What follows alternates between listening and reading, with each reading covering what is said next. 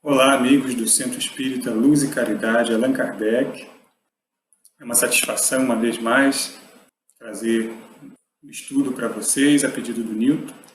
E o tema de hoje, transmissão oculta do pensamento, letargia, catalepsia e mortes aparentes. São dois subitens que estão no capítulo 8 do Livro dos Espíritos, da segunda parte do Livro dos Espíritos, que trata da emancipação da alma e abrange as questões 419 a 424. Mas antes de entrarmos propriamente nas questões que vão ser tratadas, eu creio que precisamos falar um pouquinho sobre a emancipação da alma para poder contextualizar o que nós vamos falar aqui. Então, o que consiste a emancipação da alma?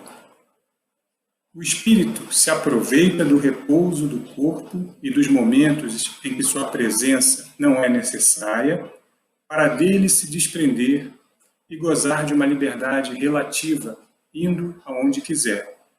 Então, toda vez que o corpo adormece, repousa, cochila ou está no estado de entorpecimento, de anestesia, o espírito aproveita para usufruir sua liberdade relativa, para se desprender e ir aonde ele queira. Mas o espírito jamais se acha completamente separado do corpo durante a encarnação. Qualquer que seja a distância a que se transporte, conserva-se preso ao corpo físico por um laço fluídico, o que lhe permite retornar quando sua presença ali se torne necessária. Só a morte rompe esse laço. Então, durante a encarnação, o espírito está sempre ligado ao corpo por esse laço fluídico. Com a morte, esse laço é rompido, somente com a morte. E uma vez rompido esse laço, não há mais como retornar à vida orgânica. Enquanto o corpo repousa, alguns espíritos vão para junto de seres que lhes são superiores. Viajam, conversam e se instruem com eles. Outros, no entanto, vão em busca da satisfação de seus prazeres e do reencontro de velhas afeições. Então, o espírito aproveita esses momentos de liberdade relativa para ir ao encontro das suas afinidades, das suas simpatias, daqueles com quem eles guardam similitude de gostos, de pensamentos, e se reúnem, seja do ponto de vista para o bem ou para o mal. Assim, por efeito do sono, os espíritos encarnados estão sempre em relação com o mundo espiritual. O sonho é a lembrança do que o vosso espírito viu e fez durante o sono. Então aqui nós temos assim, um resumo bem simplificado do que é a emancipação da alma, e que vai ser muito útil para a gente poder, então, dar sequência agora e abordar as questões que me foram pedidas para serem trazidas no vídeo de hoje. Então, Kardec pergunta, por que a mesma ideia de uma descoberta, por exemplo, surge ao mesmo tempo em vários pontos? Eu coloquei aqui apenas para ilustrar a invenção do telefone em 1876, por exemplo. Foi Alexander Graham Bell ou Elisha Gray o inventor? Alexander Graham Bell é hoje considerado o inventor do telefone. Ele entrou na justiça e ganhou a batalha para garantir a patente do telefone. Mas Elisha Gray também pleiteou a invenção desse aparelho, porque eles tiveram ideias muito parecidas ao mesmo tempo e concorreram um contra o outro para ver quem inventava primeiro o telefone. Então, como é que essas ideias surgem ao mesmo tempo em vários pontos? Com o que nós já vimos a respeito da emancipação da alma, nós já podemos deduzir que os espíritos, durante o sono, se encontram trocam ideias, buscam aqueles com quem eles podem se instruir, e é possível e provável que, ao acordar, eles tragam intuições daquilo que eles vivenciaram durante o período de emancipação, e é por isso que muitos inventores chegam a conclusões parecidas ao mesmo tempo, uma vez que eles acabam buscando se retemperar nestas fontes, no mundo espiritual, onde muitos espíritos instruídos vêm inspirar, vêm trazer ideias para os encarnados. Mas como se explica que duas pessoas perfeitamente acordadas tenham instantaneamente a mesma ideia? Bom, aqui o caso é diferente. Aqui se trata de pessoas acordadas, portanto, elas não estão emancipadas, né? Não são almas emancipadas, estão acordadas, perfeitamente acordadas, e surge aquela mesma ideia. As pessoas têm a ideia ao mesmo tempo.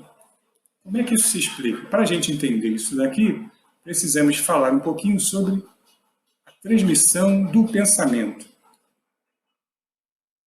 Para compreender o modo de transmissão do pensamento, precisamos imaginar que estamos todos mergulhados no fluido universal, da mesma forma como nos achamos dentro da atmosfera. Então, da mesma forma que estamos mergulhados aqui no ar que nos rodeia, que é invisível para nós, mas que é fundamental para a nossa vida, assim também estamos mergulhados numa matéria ainda mais sutil que o ar, que é o fluido universal, que seria a fonte de onde provém toda a matéria que nós conhecemos. Assim como o som se propaga no ar, o pensamento se propaga no fluido universal. É dessa forma que se estabelecem, então, relações à distância entre os encarnados. Então, de forma análoga, assim como as ondas sonoras, elas viajam pelo ar, assim também os pensamentos também viajariam analogamente em ondas, e da mesma forma que a gente consegue sintonizar as ondas, por exemplo, do rádio, né, para sintonizar essa ou aquela rádio especificamente, essa ou aquela estação, conforme a frequência, assim também sintonizaríamos diferentes frequências de pensamento. Então, quando dois indivíduos estão vibrando na mesma frequência, eles conseguem sintonizar um com o outro e captar os mesmos tipos de pensamentos. Então, é uma questão de afinidade, de sintonia entre os indivíduos, que estão ali vibrando na mesma frequência, estão pensando e sentindo numa frequência muito similar, que permite que eles entrem em sintonia. Uma outra questão que Kardec coloca é a seguinte: geralmente, os letárgicos e os catalépticos veem e ouvem o que se passa em volta deles, mas não podem manifestá-lo. É pelos olhos e ouvidos do corpo que eles têm essas percepções? Bom, em primeiro lugar, a gente precisa aqui definir, em breves palavras, o que são os letárgicos e os catalépticos, né? Aqueles que são acometidos pela letargia ou pela catalepsia. Então, a letargia e a catalepsia têm o mesmo princípio, que é a perda momentânea da sensibilidade e do movimento, por uma causa fisiológica ainda não explicada. Então, eles ficam num estado de adormecimento por uma causa desconhecida. Na letargia, a suspensão das forças vitais é geral e dá ao corpo todas as aparências da morte. Na catalepsia, ela é localizada e pode afetar uma parte mais ou menos extensa do corpo, o que não permite confundi-la com a morte. Então, a letargia é o estado em que o indivíduo fica numa espécie de morte aparente, muitas vezes, inclusive, com o diagnóstico de morte. Então Kardec pergunta, quando esses indivíduos, que estão apenas aparentemente mortos, quando eles retornam desse estado de letargia e contam o que eles viram e ouviram, como eles viram e ouviram tudo o que acontecia ao redor deles, Kardec pergunta, era com os olhos e os ouvidos do corpo que ele via? Né? Por tudo que a gente já leu aqui a respeito da emancipação da alma, né, é fácil responder que não, é pelos olhos e ouvidos do espírito, ou seja, é pelo perispírito, onde as percepções não estão circunscritas, né? É através do perispírito que o espírito tem essas percepções, uma vez que o corpo se encontra no estado letárgico, essas percepções não estão circunscritas ao corpo, e sim, elas são percepções do espírito emancipado. Eu busquei, na literatura médica, relatos de catalepsia, sobretudo letargia, para poder trazer aqui para a discussão, mas eu não encontrei. Acredito que esse termo, letargia, seja um termo assim, era mais usual ao tempo de Kardec, e que essa mesma condição tenha recebido uma outra denominação, um outro nome. Mas, embora eu não tenha encontrado letargia, eu encontrei uma outra condição análoga, que eu acho que vai nos servir bastante aqui na nossa exemplificação, que é a experiência de quase morte. Bom, o que são a experiência de quase morte, né? As experiências de quase morte, as EQM, são vivências relatadas por pacientes que sobrevivem a situações extremamente críticas e que descrevem o que perceberam enquanto estavam em morte clínica, ou seja, com o coração parado e sem atividade cerebral. Esse estado de morte clínica, ele não é definitivo, ele é reversível, desde que o paciente, nesse estado, seja socorrido a tempo e com técnica, os recursos adequados, e esse estado de parada cardiorrespiratória e inatividade cerebral consiga ser revertido, né? Por isso, essas experiências de quase morte são consideradas anomalias, ou seja, são eventos que não encontram explicação satisfatória dentro do paradigma científico vigente. Por quê? Uma pessoa com parada cardiorrespiratória e sem atividade cerebral pode ter percepções, pode relatar percepções que ela teve durante esses momentos. E percepções que contrariam, inclusive, o paradigma científico, que é um paradigma materialista, que não leva em conta nada que sobreviva ao corpo, nenhuma possibilidade de uma consciência extracorpórea. Eu coloquei aqui o termo anomalia. É importante entender, né, do que se trata a anomalia, porque é um termo que, inclusive, Kardec utiliza com uma certa frequência em suas obras.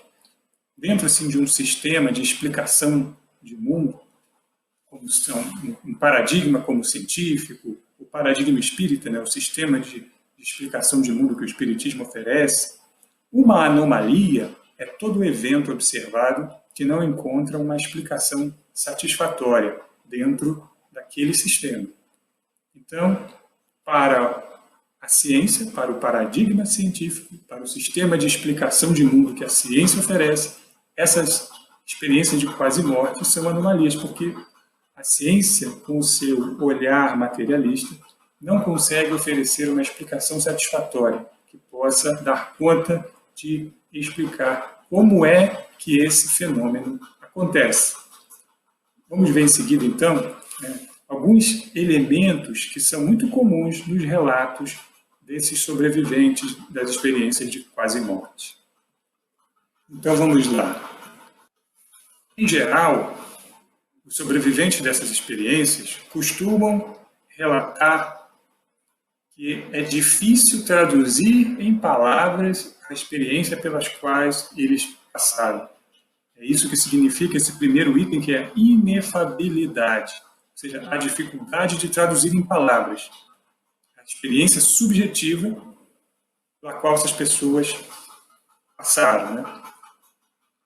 Um elemento muito relatado é o sentimento de paz e serenidade.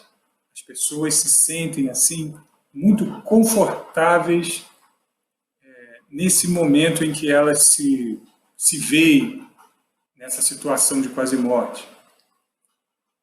Há relatos que não são de paz e serenidade. Há pessoas que se veem em ambientes áridos, escuros, e ouvem gemidos e gritos, portanto, numa situação desconfortável, mas a maioria dos relatos é de ambientes agradáveis e essa sensação de paz e serenidade. A sensação de leveza por estar fora do corpo também é um relato comum. Eles costumam traduzir isso como a sensação de tirar um casaco pesado, de estar sem um casaco pesado, né? A sensação de leveza. Ver o próprio corpo e ouvir a equipe médica. É muito comum que as pessoas relatem estar olhando o seu corpo de cima e ouvindo e vendo tudo que a equipe médica faz e diz, inclusive ouvindo que ele próprio se encontra morto, né? O relato dos médicos diagnosticando a morte clínica do paciente. Percorrer um túnel também é uma narrativa muito comum. A maioria das pessoas enxerga uma luz no fim do túnel e, ao sair desse túnel, encontra esse local agradável, onde eles se sentem em paz e com muita serenidade. Mas há aqueles relatos em que a pessoa não enxerga a luz no final desse túnel, muito pelo contrário, ela sai desse túnel, um local árido, ermo, escuro, e ouvindo gritos e gemidos. Essas duas experiências, elas são relatadas, sendo que o sentimento de paz e serenidade, a luz no fim do túnel, é mais comum. O encontro com familiares e amigos já falecidos também é um relato relativamente comum. Não importa se a religião da pessoa, a crença, se ela acredita ou não em vida após a morte, esse relato é muito comum. Mesmo crianças relatam o encontro com pessoas que, a princípio, elas não conhecem, mas depois, olhando em álbuns de família, elas reconhecem o parente que já havia sido falecido e apontam, foi essa pessoa aqui que eu vi. Um encontro com um ser de luz, que é descrito por uns como um anjo, por outros como um espírito, por outros como um Deus, dependendo da crença da pessoa, um santo, ela vai se referir a esse ser de luz com uma linguagem adequada à sua bagagem de conhecimento, né? E esse ser de luz funciona como uma espécie de guia pelo outro mundo, né? O filme da própria vida, a revisão da história da própria vida também é um relato relativamente comum, com exceção das crianças. As crianças não costumam passar por esse filme, mas para os adultos isso é relativamente comum. E, por fim, o retorno ao corpo, que, em geral, é uma experiência desagradável, como retomar aquele casaco pesado e a situação de fragilidade do corpo, a experiência dolorosa pela qual a pessoa está passando, tudo retorna como de supetão, né? A pessoa sai daquele estado de paz e serenidade e volta a essa realidade da vida física. Um relato interessante também é que cegos costumam relatar que durante essa experiência eles podiam enxergar, assim como surdos que passam pela experiência relatam que nesses momentos eles ouvem, reforçando então aquilo que o Espiritismo aponta como uma explicação para esse fenômeno, né? Que essas percepções não estão no corpo, mas sim são percepções do próprio espírito, da alma emancipada, que consegue perceber tudo o que está acontecendo ao seu redor, inclusive o próprio corpo ali deitado, toda a equipe médica, e tem outras percepções que dizem respeito ao mundo dos espíritos, com o reencontro de parentes, amigos já falecidos, um panorama que é uma antecipação, talvez, do que esse espírito vai encontrar ao desencarnar. Enfim, essas experiências de quase morte, elas encontram explicação dentro do paradigma espírita e são uma anomalia, portanto, não encontram uma explicação satisfatória dentro do paradigma científico, dentro do paradigma materialista. Então, por fim, eu gostaria de concluir reforçando que a emancipação da alma é um fenômeno comum, acontece todas as vezes em que dormimos conosco, e isso nos deveria fazer perder o medo da morte, já que ensaiamos a morte todas as noites. E nós sabemos que a morte não é o fim, que a vida continua, que vamos rever aqueles que já partiram antes de nós. Portanto, precisamos desenvolver um outro olhar sobre a vida, não dar tanto valor a coisas materiais, passageiras, transitórias, né? E dar mais valor àquilo que de fato é mais importante, que permanece conosco mesmo depois da morte. As coisas do espírito, nossa verdadeira propriedade. E também deixa claro que perder o medo da morte não significa negligenciar a vida. Temos a nossa responsabilidade com o nosso próprio corpo, né? Se abreviarmos a nossa existência, seremos responsáveis por isso. Nós temos a nossa responsabilidade na manutenção da nossa saúde. Ainda mais nesse período de pandemia, onde o cuidado da nossa saúde é uma responsabilidade coletiva, onde cuidar e nos preservarmos significa também preservarmos todos aqueles ao nosso redor. Daí nunca é demais repetirmos os cuidados que nós devemos ter com a lavagem das mãos, com o uso das máscaras, com o respeito ao distanciamento social e com a vacinação. Tá bom?